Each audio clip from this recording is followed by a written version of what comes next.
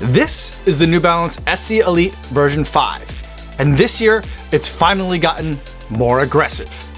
But is this enough to put the shoe in that top tier of marathon racer? It's time to lace up the SC Elite version 5 and take it for a run.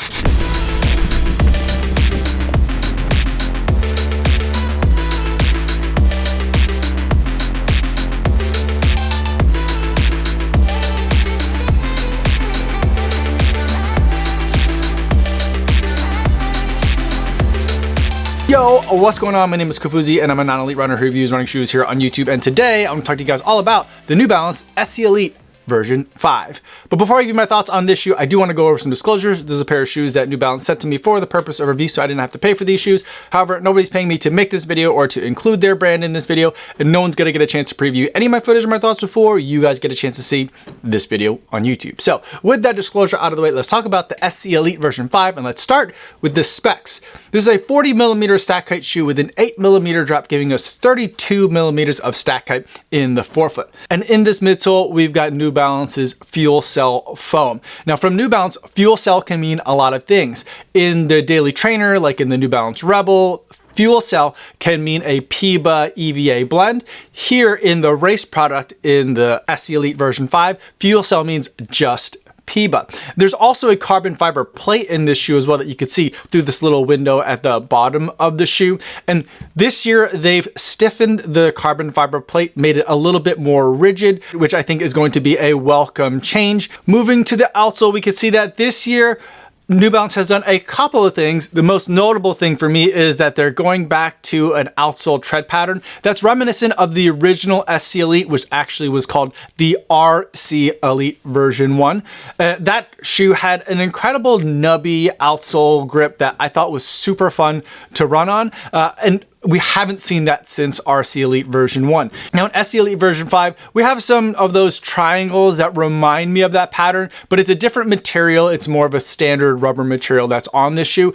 But to the extent that they're using, I guess, just rubber, they're using less of it on the SC Elite version 5, especially if we compare it to the SC Elite version 4. You got the same idea in terms of where the rubber is placed on the midsole, but there is less of it both in the forefoot and on the skids on each side of the back of the heel. The other thing that I want to take note of, I guess there's two things that I want to take note of while we're down here looking at the bottom of the shoe, is that there's kind of a three-pronged approach to the forefoot of this shoe. And now the forefoots of the SC Elite shoes have been kind of very weird, I guess is the best way you could put it, if you look at the history of the RC Elite / SC Elite from version 1 all the way through now to version 5. And this year what they've done is they've kind of recessed this center channel, or the middle tine, if we're thinking of it as a three-pronged fork. It kind of recesses a little bit into the center of the shoe. So not all three portions of this forefoot are sitting flush with the ground. I think it's going to give that midsole foam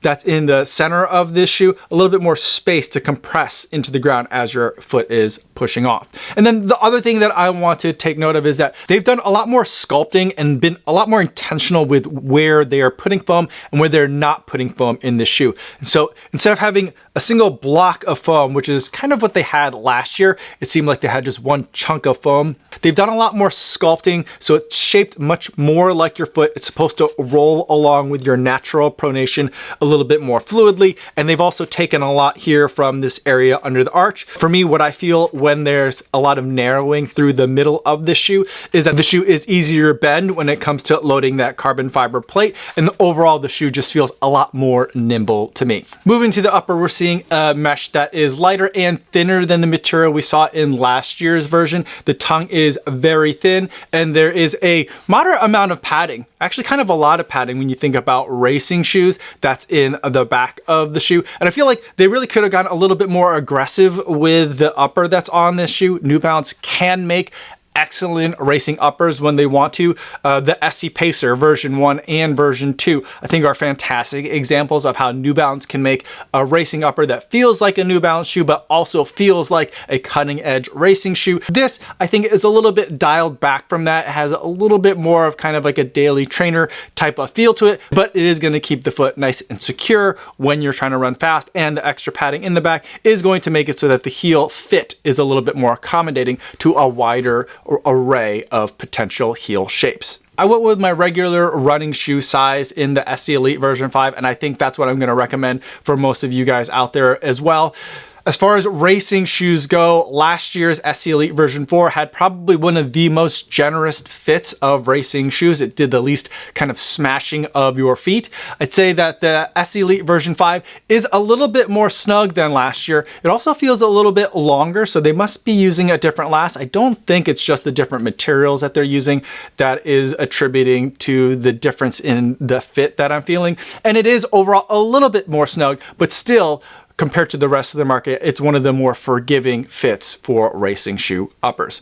Altogether, they were able to drop a half an ounce of weight when it comes to the SC Elite version 5, which I think is a fantastic result. It's exactly what the SC Elite needed. And New Balance is reporting weights for this in US men's size 9.5, but I'm a reference size, US men's size 9. And when I weighed my shoe on the scale, it came in at what I think is kind of like that upper limit cutoff number for race product in 2025.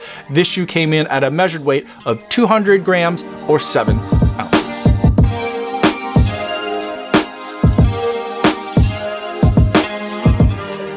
Now that we talked about what this shoe is like on paper, let's talk about what it's like on the road. The updates to the New Balance SC Elite 5 fixes my biggest critique of the prior version, while also not compromising on what I think were the SC Elite's biggest strengths. This year in version 5, I feel like there's more pop in the midsole foam. There's more pop in that PIBA. I feel like the stiffened plate is noticeable and pleasantly springy. And I also feel like the shoe is still very comfortable. I took it out for a longer threshold efforts, and the shoe really enjoyed being turned over quickly for that longer sustained effort. But it also felt like the shoe wasn't quite so aggressive that I didn't think that I could be in this shoe for a full 26.2, and I didn't feel like it would be a difficult shoe for a lot of people to be able to try for their first time possibly using a carbon plated shoe in their marathon. I still feel like this shoe is very easy to recommend for a lot of different runners, especially because the fit is more forgiving than a lot of other shoes in this class. But I also feel like it's more race ready now. It's aggressive without being over the top. It feels like a race shoe that you could take for a marathon distance run. And it's also going to be really good for a lot of even faster stuff too, whether it's half marathon racing or you're doing workouts getting ready for either of those races, doing threshold work or VO2 max work. The fact that it lost half an ounce really helps with that. The change in the geometry of the shoe, the way that they've sculpted that midsole foam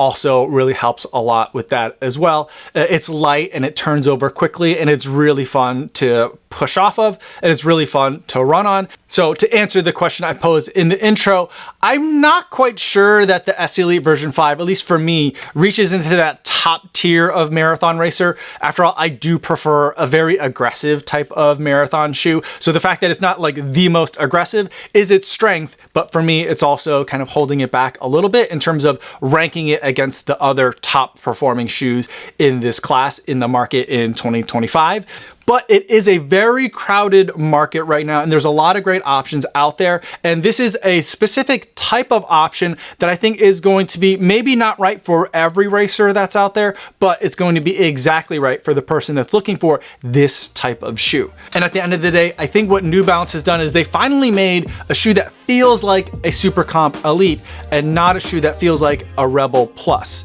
And I think that is a very good development from New Balance.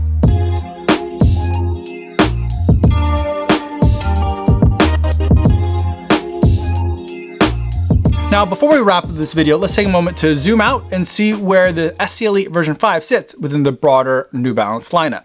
Now, whenever I start looking at a brand, I always like to start looking at the daily trainer, and from New Balance, that is the Rebel. This is the Rebel version 5. It's also using fuel cell, but the fuel cell that's in here is a PIBA EVA blend, and what they've done is they've tinkered around with the composition of this midsole foam so it can deliver a specific kind of experience that you could use for a lot of your running for a lot of the days of the the week. It's a very versatile kind of shoe. Now, for days where you want a little bit more cushion and comfort than you might get from your daily trainer, New Balance has a taller stack height option, and this is the SC Trainer. This is SC Trainer version 3. This is using fuel cell, but a different kind of fuel cell, and it also has a carbon fiber plate. This is a shoe that you could use for recovery runs because it is very tall and cushioned and soft, but also because of the plate and because of the way the shoe is set up, you can pick up the pace a little bit in this shoe. So if you could take it for your long run where you might have some speedier miles, and I know for some of you, you're using this shoe because it has that higher amount of cushion and comfort as your marathon racer as well. It's definitely on the way less aggressive side than other shoes that have carbon fiber plates, but just keep in mind that just because the shoe has a carbon plate doesn't mean that it's a super aggressive race shoe. And I think the SC Trainer 3 is a great example of that because you can use it for a wide variety of things, including just daily training or recovery runs or just any other day when you want to be more comfortable. And then on the days where you want to go faster, that is where the SC Elite version 5 comes in. Again, using fuel cell, but this time it's 100% PIBA, and it is a 40mm stack height shoe. It's race ready with a carbon fiber plate and a race ready upper. So this is the shoe that you reach for your race days. And then in between the race day shoe and the everyday shoe, there's usually a shoe called the tempo shoe or the workout or session shoe. And I feel like, at least on the fuel cell side of New Balance's lineup, I don't really think that there's a shoe that fits that description because I think both of these shoes overlap so much into this category that I think really a 3-shoe lineup is all you really need from New Balance if you want to go with all fuel cell foams. But I think that this is probably a good time to talk about the SC Pacer version 2. And we already talked about this a little bit in terms of the upper. I absolutely love this racing upper. And this shoe in its first iteration was originally like a low to the ground 5K racing shoe, which for me was so aggressive that I actually felt better on the track than it did on the roads. This year for version 2, they wanted to make it another marathon racing option for New Balance. For me, it's not quite there. I don't really think it's something that I would want for marathons, but it can fit really nicely into this tempo slot. Maybe I'm kind of shoehorning it in here where it doesn't really belong, but this is just, I think, a convenient way of talking about the fuel cell side of New Balance's lineup. But there is an entire other side of New Balance's lineup as well, and we've been talking about these fuel cell foams, and these are kind of more like the race oriented or getting ready for racing oriented shoes. New Balance has another side of its lineup where they're using a different kind of foam called Fresh Foam X. Now, just like Fuel Cell, Fresh Foam X can mean a couple of different things when it comes to chemistry, but ideally what they're looking for is this is something that's a little bit more fun rather than it is fast per se. I hate to put it that way, but I love alliteration. It's got a little bit more springiness to it. It's got a little bit more durability to it. And so some of you might be interested in these shoes. So let's talk about them here. Now, the daily trainer from the Fresh Foam X side is the 880. And I think that this would go across from the Rebel version 5 in terms of how you would use it, when you would use it in a running shoe rotation. Now, the feeling between these two shoes is very, very different. The 880 is, to me, an extremely firm shoe. It kind of feels like I'm running on just a big, thick stack of rubber here. But some of you who like a different kind of shoe than I like might find that that doesn't feel like a slab of rubber at all. And instead, it feels like it's just the right amount of cushion, not too tall, not too squishy, predictable, and stable enough for your daily training needs. And so that's why these two shoes exist in the same category, but with very different experiences. And then as we move on from the 880 into bigger and bigger stack height shoes that are in the Fresh Foam X side of the New Balance lineup, I think it becomes a little bit less kind of like clear cut in terms of like, this is the daily trainer, and then this would be like the max cushion shoe. And instead what New Balance has done is they've done kind of like a some cushion, more cushion, and then like the most cushion with the 1080 and then the more. This is more version 5. They are on version 6. I don't have that one in for testing yet. And then there's one other shoe that I've always had a hard time, or not, it's not always because it's not that old of a shoe. I've had a hard time figuring out how it fits on the Fresh Foam X side of the lineup because it kind of behaves very differently than a lot of the shoes. And that shoe is the Balos. Now this shoe has the same stack height and almost the exact same drop as the 1080, but it has a very different experience.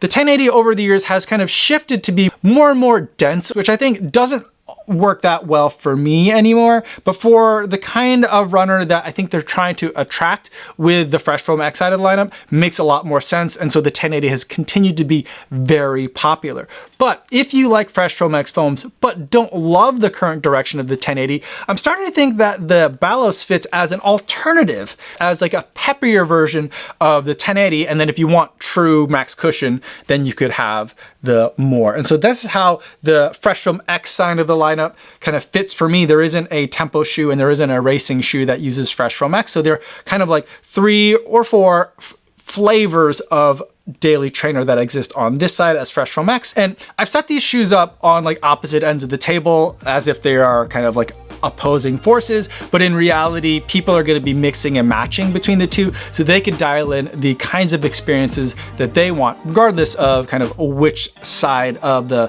fuel cell versus Fresh Foam X spectrum that the shoe may happen to sit on.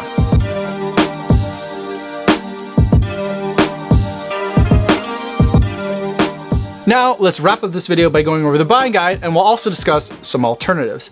The New Balance SC Elite version 5 is lighter and faster, but it remains comfortable and accessible.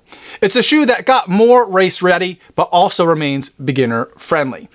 It retails now for $250, which I think is a very reasonable price for what you're getting. If you're looking to save a couple of bucks, you can find, maybe not so much on New Balance website or not even on Joe's New Balance outlet anymore, but on other retailers' websites, you can find SC Elite version 4 for around $200. And I feel like that's a good price for what this shoe represents. But let's also take a look at some of what else is out there on the market to see how the $250 for the SC Elite 5 would stack up. The first shoe that I thought about when running in the SC Elite version 5 comes from Saucony, and this is the Endorphin Pro 4. Now, this is a shoe that uses 2 kinds of racing foams. They use a beaded PIBA foam and also a different kind of foam, Power Run HG, as a little bit of an insert as the top layer. But I think ultimately these two shoes are delivering very similar types of experiences. The fits on the uppers on each of these shoes are accommodating and generous as far as racing shoes go. The landing on each of these shoes is stable, but it's still relatively speedy and lightweight. I'd say between these two shoes, the way that I would choose for them is that the Endorphin Pro 4 is a little bit more stable and a little bit more predictable than the SC Elite version 5 is, although both of these shoes I would describe as being pretty stable and pretty predictable for racing shoes. The Endorphin Pro 4 is just a little bit more so, and especially if you're more of that heel or midfoot striker, I think the way that this shoe is very wide and flares out in the heel is going to give you a little bit more stability that you might need as you're hitting further back in the shoe and then rolling forward for your push off into the next stride. And the Endorphin Pro 4 will save you a couple of bucks as that shoe comes in at $240. Now, moving on to the other end of the price spectrum is another shoe that I do think is very similar to the SC Elite, and that's from Diadora. This is the Gara Carbon version 2. This is another shoe that's using all PIBA midsole foam, and while I'm comparing it to the SC Elite version 5, I really think the best way to describe the Diadora Gara Carbon 2, at least in the context of this conversation, is that it's kind of like an alternate universe's version of the SC Elite version like 3.5. So the SC Elite version 2 and SC Elite version 3 had outsoles that look very similar to what the Gara Carbon 2 is presenting here. And the way that this midsole foam from Diadora behaves, there's a lot of similarities in that older version of fuel cell, which wasn't PIBA, even though the Diadora Gara Carbon 2 is using PIBA. Even though they were using 2 different foams, I feel like the dynamics of how those foams absorbed impact and were very squishy and not quite as peppy as I'd ideally prefer in a race shoe. I feel like there's a lot of like kindred spirithood. There's a lot of similarities in terms of those shoes, and I feel like this carries on a legacy of the SC Elite that New Balance left behind as it moved to SC Elite version 4 and SC Elite version 5. So if you are yearning for some of that older feel of the SC Elite, the Gara Carbon is a shoe that I'm going to recommend for you. There is a big difference though in that there's a lot more foam at the forefoot. There isn't as aggressive of a rocker in this shoe as in those older SC Elite shoes, but otherwise I feel like these shoes feel very, very similar underfoot. The price you will pay for that nostalgia though is steep, as the Gara Carbon 2 comes in at $300. So those are my thoughts on the SE Elite version 5. I'm very happy with the upgrades that New Balance gave to this shoe. I'm excited to see where it continues to go in the future. If you have any questions about this shoe or any of the shoes that I talked about today, feel free to put them in the comments down below, or better yet, stop by the live stream that I do Mondays and Thursdays over on the Kofuzi Run Club channel. I'd love to see you guys over there in the chat. That's all I have for today, everybody. Thanks so much for making it all the way to the end of this video. Hopefully you guys are staying safe out there on your runs, and I will see you in the next one. Yo, what's going on?